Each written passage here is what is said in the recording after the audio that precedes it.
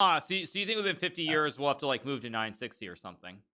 Yeah, I think so. Yeah, I feel with in 50 or 70 years, professional chess playing won't be as big as it is now, or there won't be any real. Yeah. Wow. Well, I guess But we're lucky that we're playing right now then. yeah, we'll be like 80 years old at that point. And we'll see what happens. True, true. Oh, there's one. There's a Wesley. Are you Mr. Bean?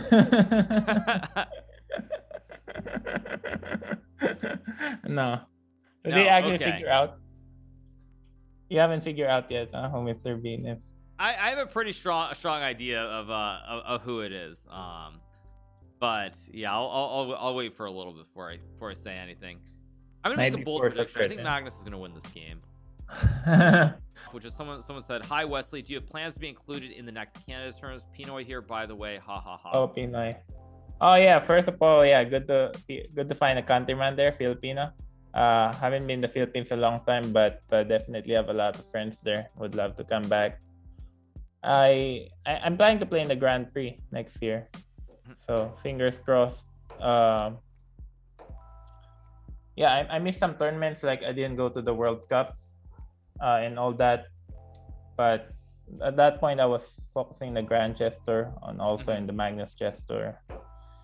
And yeah, it's definitely one of my goals to try to qualify for the candidates, but I just have to play very well in that stage. It's hard to predict what's gonna happen, but obviously I think for both of us that's one of our goals. Yeah, I mean, I think at this point you hope tournaments happen. Kind of. You're in Minnesota, I guess. Yeah. How is it living there? Because of course, compared to the Philippines, it's significantly colder, is my understanding. Yeah. Winter. Yeah, it's the second coldest state in the U.S. after Alaska. I actually like it here. It's very clean. Also, we have 4 seasons. It changes constantly. Right now we're having a warm winter, but generally I don't mind the winter because I love indoors and I can work harder on my chess. I can study long hours during the winter without having to go out. And if you're gonna give me a choice whether to live in Minnesota or Texas, based on the weather, I choose Minnesota. We have around 12,000 lakes. We have a lot of water, so it's very clean. We don't have any pests or anything like that. Nice. But yeah, I think before people wanted me to live in St. Louis, but we just couldn't move there with my family. Yeah, Minnesota's a great state. It's also very quiet. We live in the country. We're like 25 miles away from Minneapolis, so we're away from all that. We have animals here. We have lots of trees and all that. But I guess I don't know. I've never really lived in another state. I lived in St. Louis before, but Minnesota is just different. How about you? Are you planning to move to California? I mean, I'm in California right now. I still have a house in Florida, so I might go back there down the road. I'm not really sure what the future holds. I think also a lot depends kind of on the situation with COVID and everything. Are we getting back to normal or not getting back to normal, or any of that stuff. But I like both places a lot. Quite different. California is very mild. The winters actually are not very cold, so I've kind of gotten used to that. Florida, of course, it's not even remotely cold. It's just warm the whole year round. So I like warmer places generally, but probably I'll either stay in California or go back to Florida. Those are the two places that I'll be in the future. Yeah, I think it's interesting. I've only really lived in Missouri and Minnesota. I've been to Texas a couple of times, but it was very hot. Like it was 115 Fahrenheit when I was there and playing a Spice Cup. But I think I like living in the northern states like Ohio. I think Montana's very beautiful too. Although I've only seen the pictures. Maybe Iowa also looks good. So recently Alireza broke 2800. I think anyone who's following chess has seen that. And I think there was a comment by Anish very recently, maybe it was even in the last day or two, where he was saying that one of the things for Alireza is he's been able to study a lot during this time period because there haven't been many tournaments. I was wondering if you think that's really helped him a lot, and do you feel like there's a difference between players who are studying a lot and there might maybe like these juniors are all improving a lot more than sort of the established players perhaps, or do you think it just doesn't make a difference at all? No, I think you can't get anywhere without hard work. It's clear he's studying a lot. I think people have noticed that he stopped playing Blitz altogether and also streaming. I think switching in France helped him because he's very motivated to show what he can achieve to be the French #1 player. Also, I guess he's happy to be on a different federation and he's very motivated. I think he's working a lot. You obviously can't play like that if you didn't prepare. And he's clearly got a lot of talent. I said before he's once in a generation talent. But yeah, I think it also helps that he's a teenager because for us who are a bit older, we're also thinking about other things. We've been in this we've done this chess career for many years now. You're a 5-time US champion and you have other things in mind. But when you're a teenager, let's say you're Abdusatorov or Arjun, all your focus is on chess. And like Sergei Karyakin told me before, he works a lot harder when he was 12 than he works now. Right. So that's true for almost everyone. So for all of us, like we play blitz games online, and of course there's like the speed chess championship, these sorts of events, but most of the time when we play, it's serious on the one hand, but realistically it's not the same as playing rapid and blitz over the board or playing a classical tournament with these big prizes. So do you think because of that it's harder, since our mindset from like when we started playing online, we're just taking it much more casually, it's harder to sort of be serious about online games than it would be for over the board? Yeah, I think personally over the board is serious because you're in a tournament setting. Also you see your opponents, you've just got a different mindset than playing at home. Because I play from home, so my family's here, and sometimes you're wearing your pajamas underneath. But I think that's one of the reasons why Magnus, whenever he plays online, he always wants to play it somewhere with a tournament setting, and I think that helps a lot. I don't know why, but sometimes like players play very badly online, like make inexplicable moves, and maybe it's the process of looking at the screen instead of the board. And in addition, online games are not rated, so you're really only playing for the money, right? And you can't play also long games, classical games, so it's just a very different setting. But sometimes I look at games online and I wonder why good players make really bad mistakes, so that's something that they would never do over the board. You feel like Jan's gotten better at defending than he was before? Because I felt like when I played him a lot in the Grand Chess Tours in the past, he would get a bad position and generally would just like fall apart or just like lose very quickly just because he didn't want to play a bad position. And I felt like in the candidates he was very good at like defending those slightly worse positions in a different way. Do you think he like improved, or do you think it was just like it's just because it was so important he really was able to like control himself and find the defensive resources? No, I think he really improved a lot. He solved a lot of his weaknesses. I think before I beat him like 4 or 5 times in a row from 2013 to 2017. But after that, I haven't won a classical game against him. I think he figured out what his weaknesses are, or his coaches have worked with him. I think Russia put a lot of support for him. They gave him a lot of stuff, nice apartment, etc. Also all the computers and seconds. So he's definitely tried to fix all his weaknesses, but some of them are still there. It's just not as apparent as it was. Like in Norway, I think he just fell apart and he wasn't his normal usual self. But in the candidates, and also in the Grand Prix series, he showed what he's capable of, and he's just on a different level. Yeah.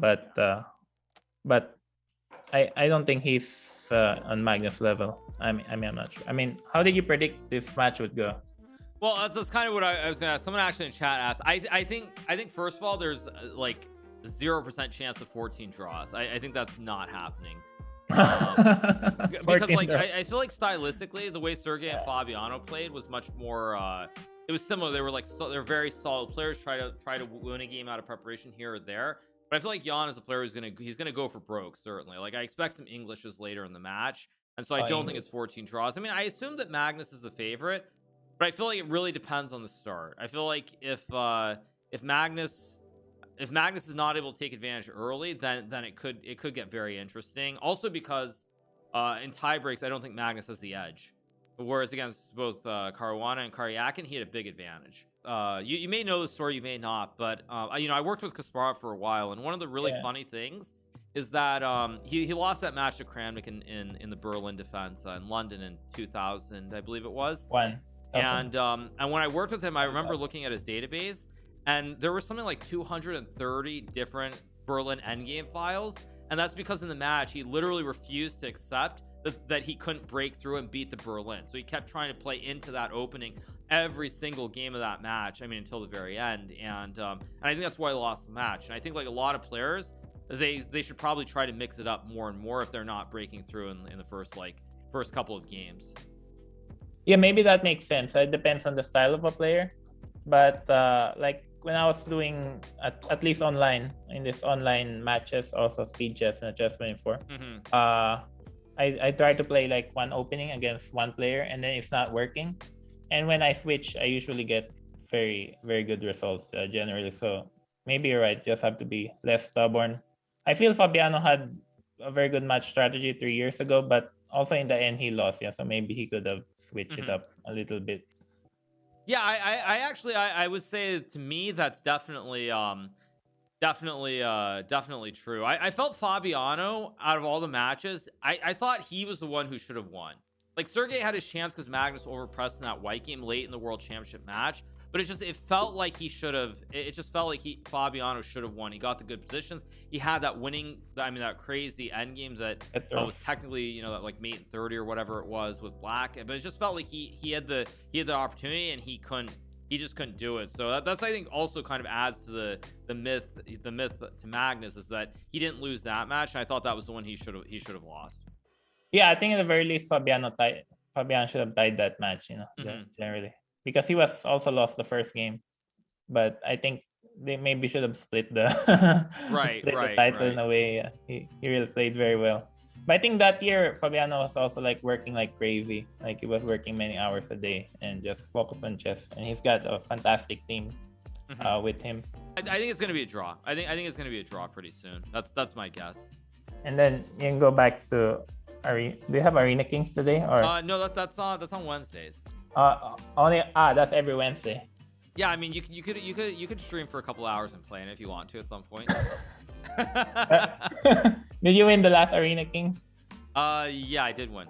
Oh yeah, congratulations.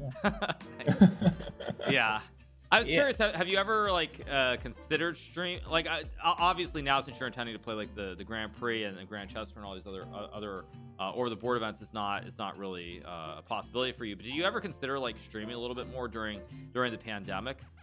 No, not really, because I think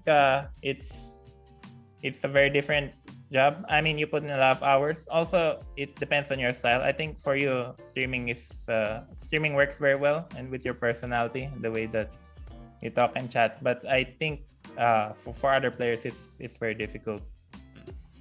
Yeah. Well, okay, so let me ask you a question then. When you since you're very strong, when you do these banter blitzes and you talk, do you find that it affects the level of your chess in the blitz game? I mean, like, versus not talking at all, or do you find that you play just as well regardless? I feel it goes down a little bit, right? Like, because you're talking, also you're spending time.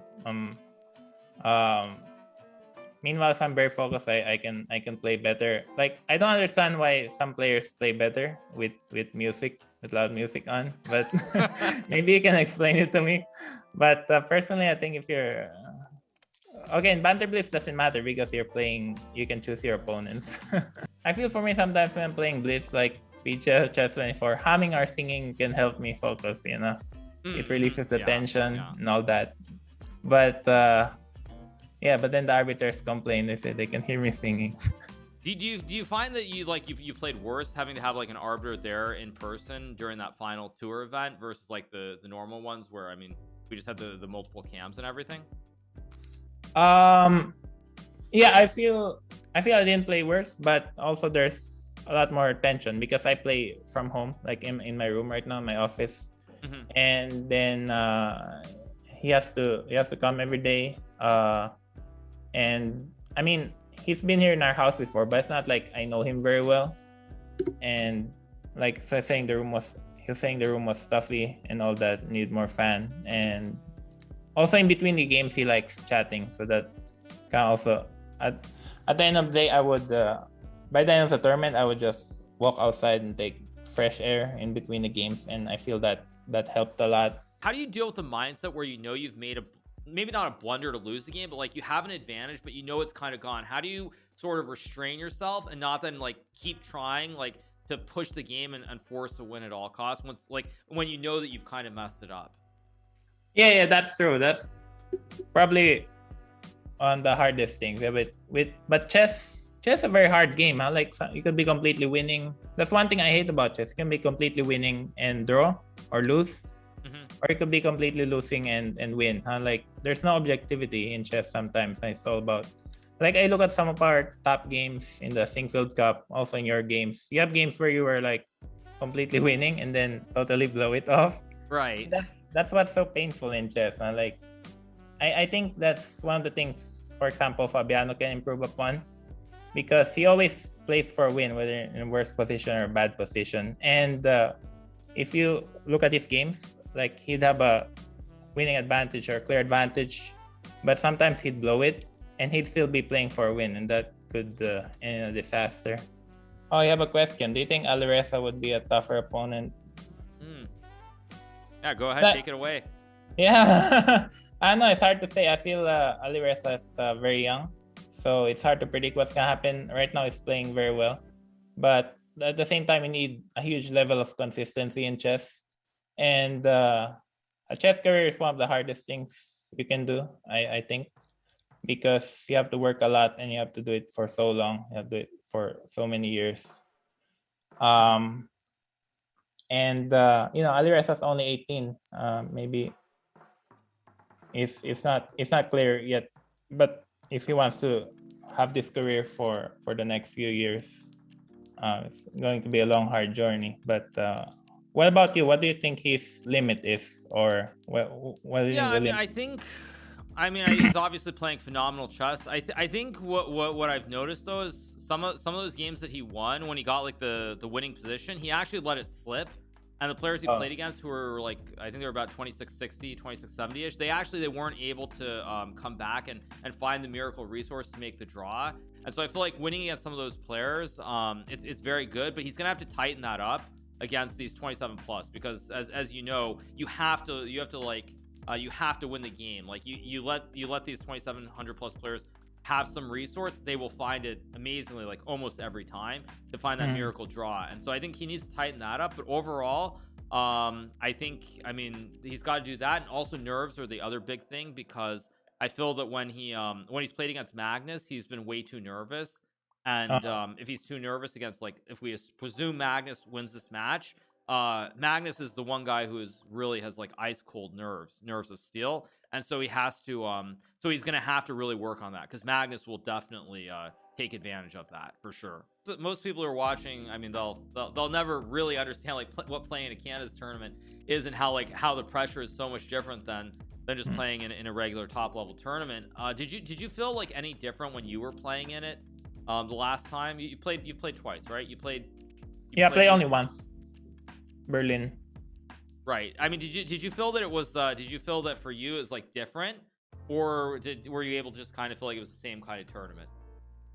For me, it was my first time, so I was very inexperienced, but it didn't go well for a few reasons. Well, all my opponents were very serious, so everyone was very motivated, because candidates is one tournament where second place doesn't really get you anything, so everyone fights for first, right? And everyone plays like it's their tournament of their lives. So when I played, everyone was very serious. Shakir Mamedyarov was playing very well. Kramnik, that was his last tournament. Or maybe not his last tournament, but one of his few last tournaments. Ding Liren had a whole bunch of delegations with him. And so everyone was playing very serious. Meanwhile, I was taking it too casually. I think my preparation was lacking for that event. Meanwhile, other guys like Fabiano, I think they were preparing for it for many months.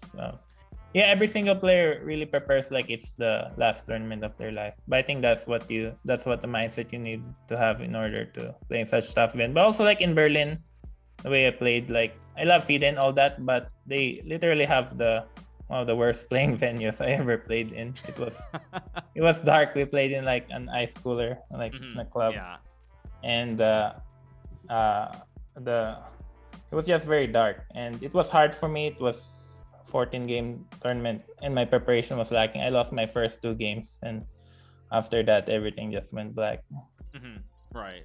No, I mean it's it's a very very tough experience. I mean, I guess that's why, I was actually kind of curious. Do you think that if the tournament had continued, let's say it hadn't been postponed by the pandemic, do you think Jan would have won the candidates, or do you think someone else would have won? I think he still would have won. You do? Okay, interesting. Yeah, I feel Maxime could have done better, and Ding Liren would have done much worse. But I think Ian would probably still have won because I actually have a different take. I thought that MVL would have won. MVL would have won? Yeah, I mean, I say that because for a couple of reasons. First of all, because I felt like he was a wild card into the tournament. I mean, he didn't know he was playing the Kansas tournament until 3 weeks before the event.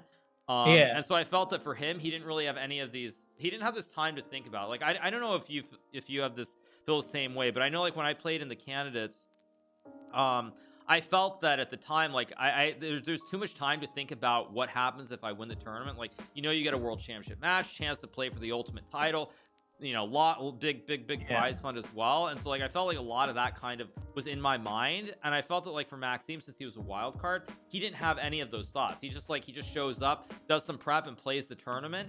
And I felt that because of the pause, he's all these sorts of these other thoughts, and of course the fact that players could then do a lot of preparation for him hurt him immensely with the break.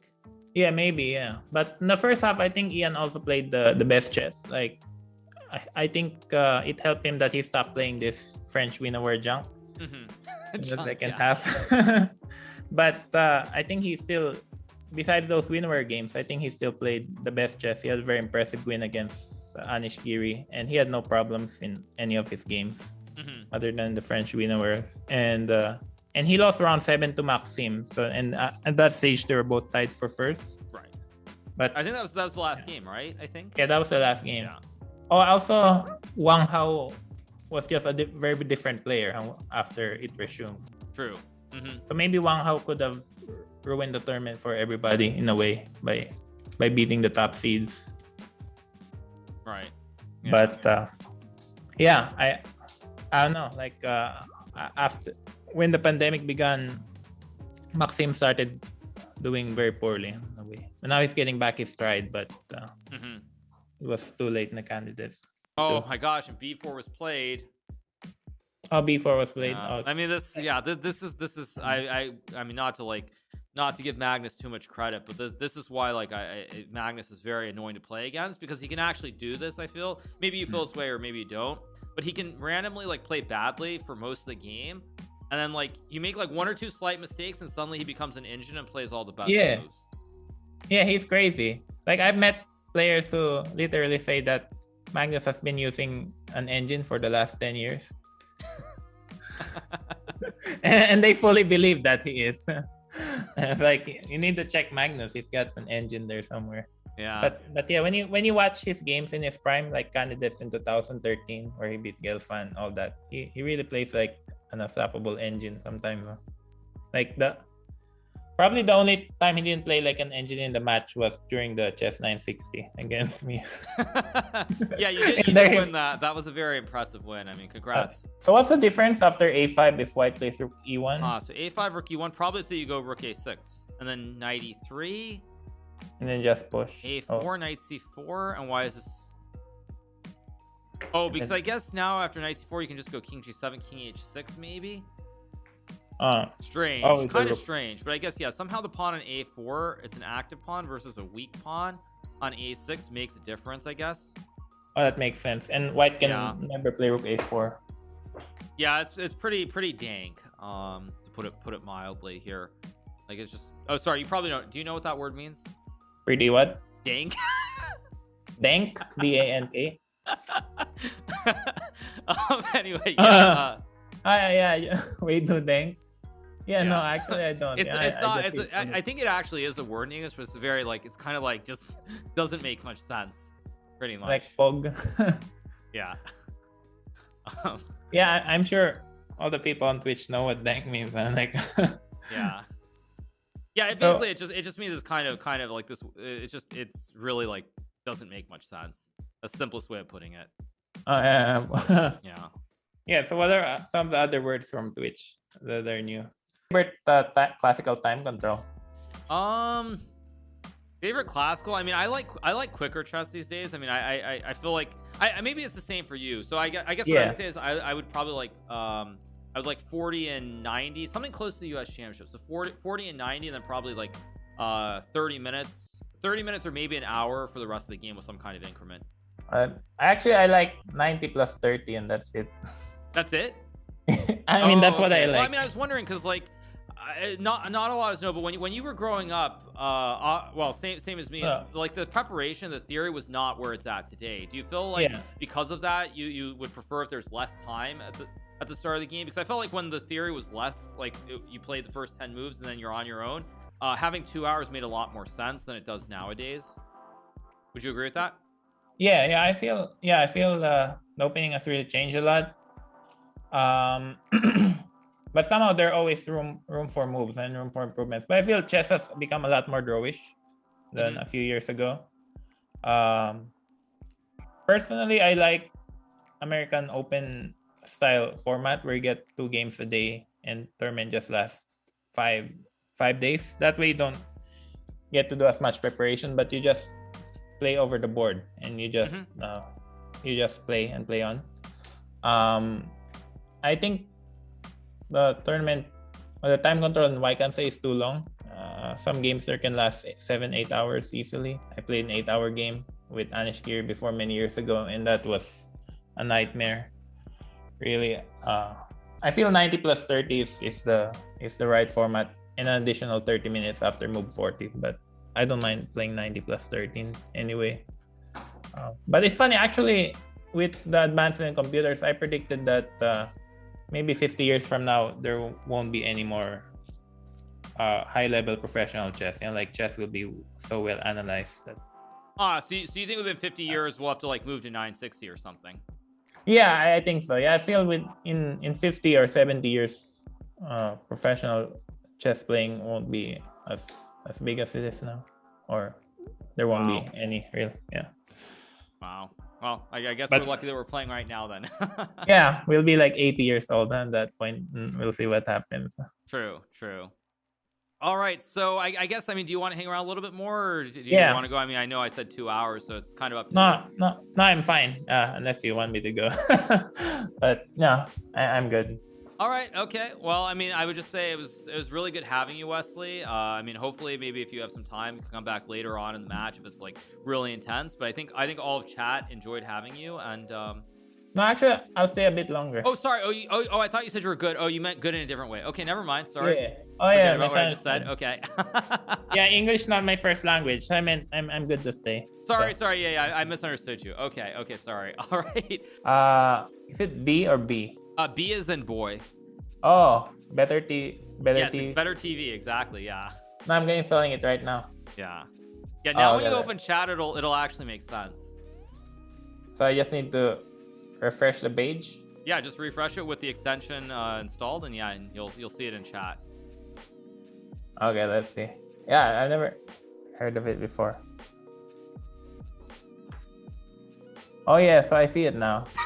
Oh, that's crazy. Yeah, huh? Now you're gonna get a wall of it for. So basically, Keck W is like you see a guy with a Santa hat. That's what Keck W is. And who's that guy? Yes. Yeah, it's a whole different world of And what? And the jumping frogs are. The jumping frog? I'm not sure what that is, but yeah. Oh, the jumping frog. That's Big Frog. Yeah, exactly. Yeah. Anyway, as I said, there's so many of them. But yeah, they're just they're all these emotes, and that's kind of how a Twitch chat functions. So like when you've been seeing that wall of these capital letters, it's actually like images. Oh, no wonder, huh? Yeah, so it's like now it all makes sense. Otherwise you just think everyone's like on drugs or something, but yeah, now it kind of makes sense. Oh yeah, so you should install this on your mom's laptop. Yeah, Yeah, exactly. so Yeah. you stream 5 days a week? Normally I stream like 5 days a week. Sometimes like right now I'm doing every day just because there's the world championship on the weekends. But yeah, I try to do like 5 days. Try to study a little bit of chess here and there on the weekends when I have some time. Yeah. Obviously with like limited tournaments, it also kind of doesn't really make a whole lot of sense to go over the top. Yeah, but yeah, it's I try to make it work. Seems to work. Mm-hmm. Yeah, and also you have the World Blitz coming up. Huh? So it would be nice. Yeah, I mean, I hopefully it happens. I mean, the thing is, as I said, there are a couple tournaments I want to play. Like, I wanted to play US Championship in 2020. I mean, it's that long ago now. And so I was going to play that. And then, of course, I had tickets. I had a training camp, everything lined up. Then, of course, COVID hit. So that went out the window. Then I was going to play Latvia. And then the situation in Latvia got really bad. So that went out the window. So now I also have tickets booked for this World Rapid and Blitz. But, like, in my mind, I kind of expect something to go wrong again, just because of what's happened over the last like year and a half.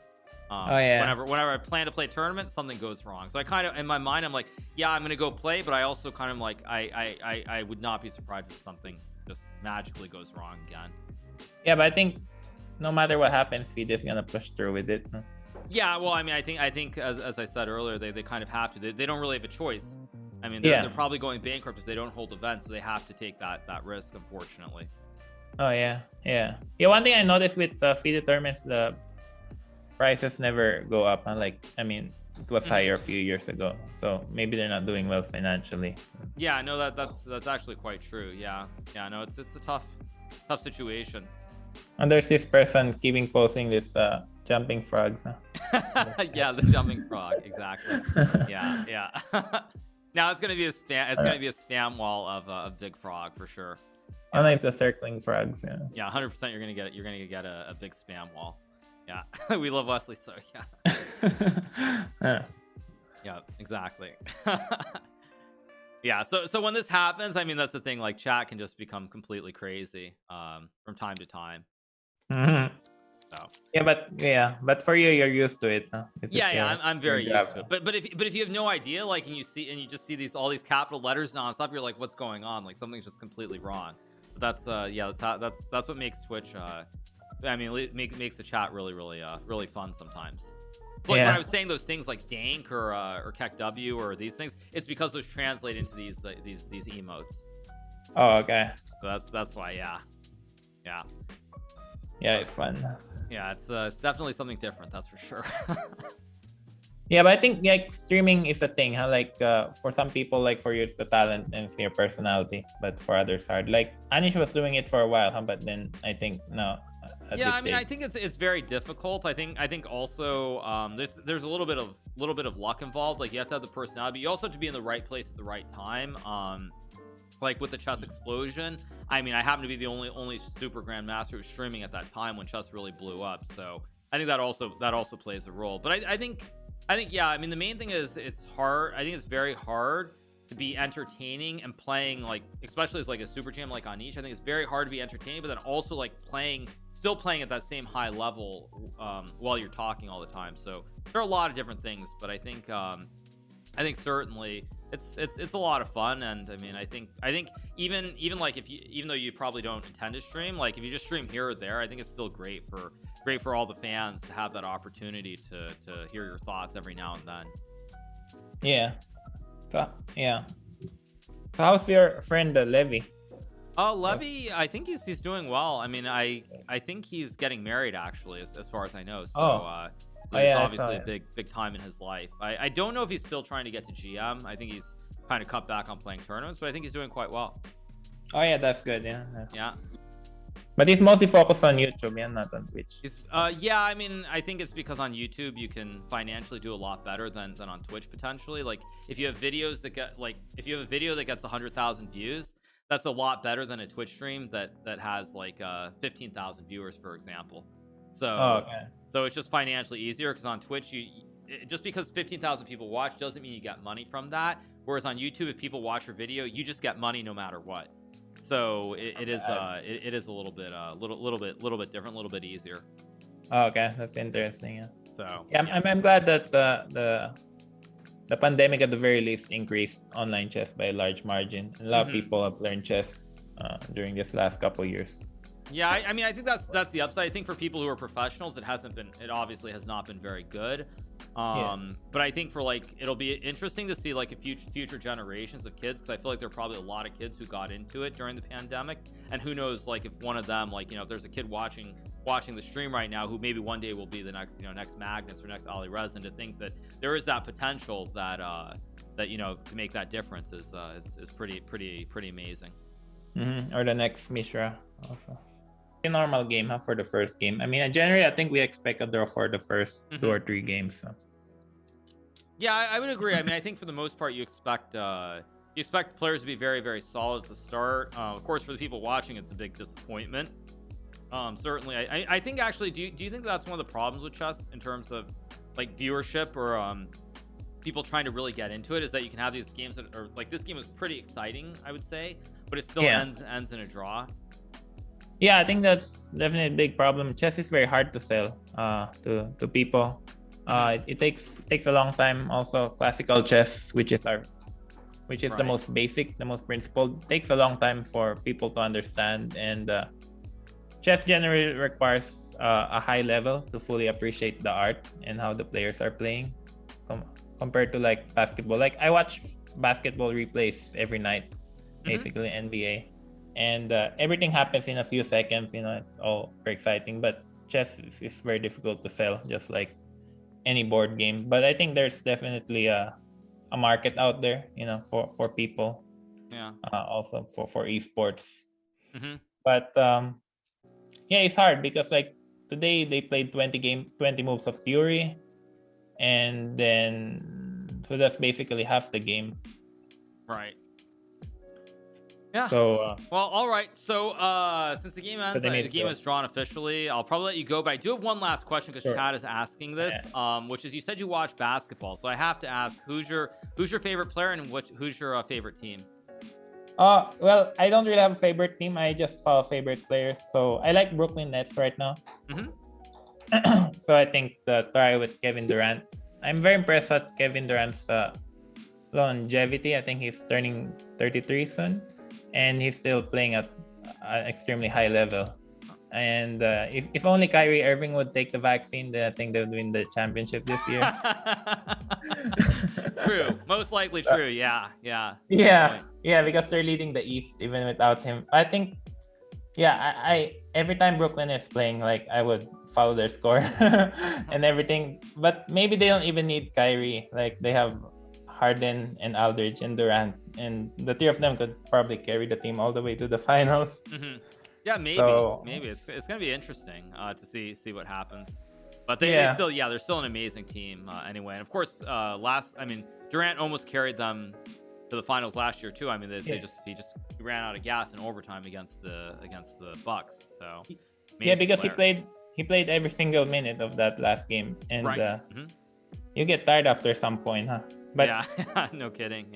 Yeah, but so I don't know. How about you? Do you follow NBA and stuff? I followed a little bit, not a lot. I mean, I think I've liked the Bucks for some time now. I know a couple people who live in Milwaukee, so I've been aware of them for some time, and I know some of the guys on that team are big chess fans as well. So I have to kind of like them, but I wouldn't say that they're like a favorite team. I would just say that I like the makeup of the players on that team right now. And just say, because people in chat are still writing, I am not a New York Knicks fan. The Knicks broke my heart more than 20 years ago. I am not a Knicks fan. Let's not talk about that. Yeah, have the Knicks won a couple of championships, right? The 90s or Nope. No. They always made it to the Eastern Conference Finals. They made it to the finals one time in 94, and they lost the Rockets because the 3-point guy went 3 of 21 or something in Game 7. But most of the times they lost in the Eastern Conference Finals to the Chicago Bulls. So, I see. They never won a championship. No, they didn't win. No, the one time Jordan was out, they made it to the finals, but they lost to the Houston Rockets. Yeah, it's like me. I live in Minnesota, but I never follow the Timberwolves because, as you say, they always break your heart now. Right, exactly. Yeah. But that's That's who I follow and so forth in basketball. But yeah, I think like for the Nets, maybe the best thing for them now is to trade Kyrie for someone who can play. probably, yeah. I mean, if he's not gonna be able to play, then yeah, you're just like wasting money. But I think they probably have to pay his whole salary. That's probably a big part of the problem as well. I think they're paying half his salary. Still, you're still paying half of what, like 20 million or something. It's a lot of money, and Yeah. probably no team wants to take him on anyway because they'll have the same problems that the Nets have. There are only certain games that he can play. I think he makes what, 44 million a year. So. Oh, is it even more? Okay, yeah, I don't Yeah, keep up with the stats, more. but yeah. Yeah, so I think like because he claims that he could play 4 road games. Right. I think it's taking. Oh no, his salary is 33 million. Okay.